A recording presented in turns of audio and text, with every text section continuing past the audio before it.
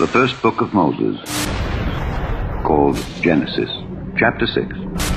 And it came to pass, when men began to multiply on the face of the earth, and daughters were born unto them, that the sons of God saw the daughters of men that they were fair, and they took them wives of all which they chose.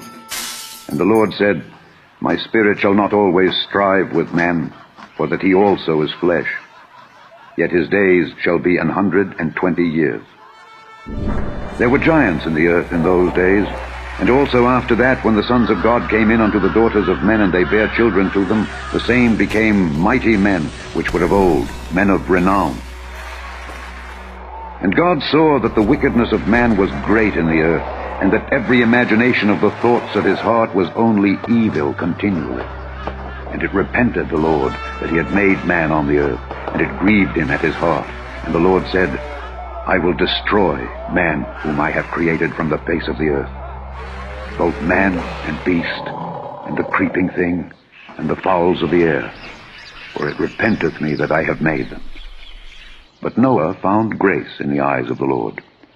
These are the generations of Noah. Noah was a just man, and perfect in his generations, and Noah walked with God. And Noah begat 3 sons, Shem, Ham, and Japheth.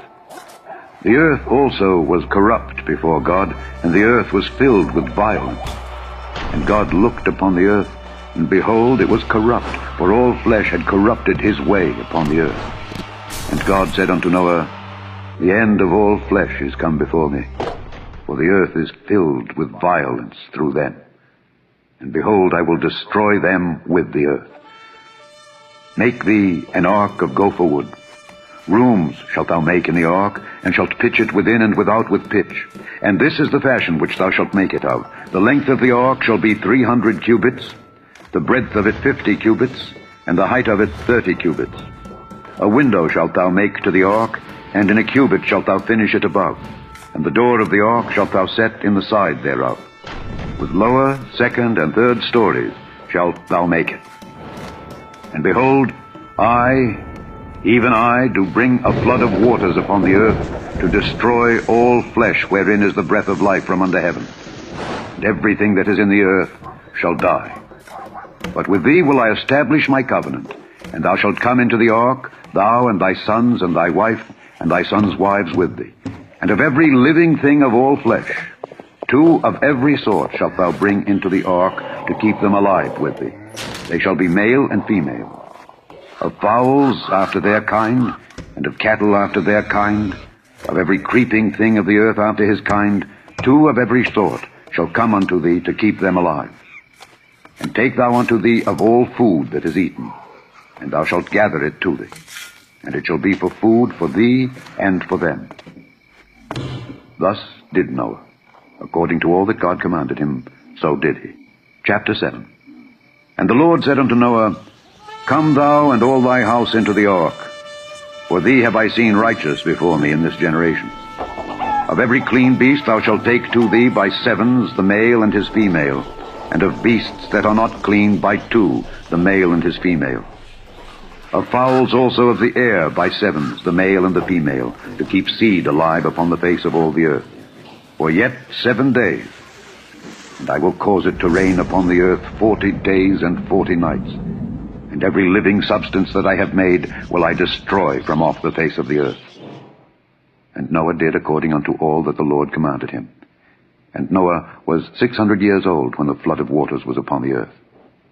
And Noah went in, and his sons, and his wife, and his sons' wives with him into the ark, because of the waters of the flood. Of clean beasts, and of beasts that are not clean, and of fowls, and of everything that creepeth upon the earth, there went in 2 and 2 unto Noah into the ark, the male and the female, as God had commanded Noah. And it came to pass after 7 days, that the waters of the flood were upon the earth. In the 600th year of Noah's life, in the 2nd month, the 17th day of the month, the same day were all the fountains of the great deep broken up, and the windows of heaven were opened, and the rain was upon the earth 40 days and 40 nights. In the selfsame day entered Noah, and Shem, and Ham, and Japheth, the sons of Noah, and Noah's wife, and the 3 wives of his sons with them into the ark. They, and every beast after his kind, and all the cattle after their kind, and every creeping thing that creepeth upon the earth after his kind, and every fowl after his kind, every bird of every sort. And they went in unto Noah into the ark, 2 and 2 of all flesh wherein is the breath of life. And they that went in male and female of all flesh, as God had commanded him. And the Lord shut him in. And the flood was 40 days upon the earth. And the waters increased, and bare up the ark, and it was lift up above the earth. And the waters prevailed, and were increased greatly upon the earth. And the ark went upon the face of the waters. And the waters prevailed exceedingly upon the earth, and all the high hills that were under the whole heaven were covered. 15 cubits upward did the waters prevail, and the mountains were covered. And all flesh died that moved upon the earth, both of fowl and of cattle and of beast, and of every creeping thing that creepeth upon the earth. And every man, all in whose nostrils was the breath of life, of all that was in the dry land, died. And every living substance was destroyed, which was upon the face of the ground, both man and cattle, and the creeping things, and the fowl of the heaven, and they were destroyed from the earth. And Noah only remained alive, and they that were with him in the ark. And the waters prevailed upon the earth 150 days. Chapter 8. And God remembered Noah, and every living thing, and all the cattle that was with him in the ark. And God made a wind to pass over the earth, and the waters assuaged. And the fountains also of the deep and the windows of heaven were stopped, and the rain from heaven was restrained. And the waters returned from off the earth continually. And after the end of the 150 days, the waters were abated.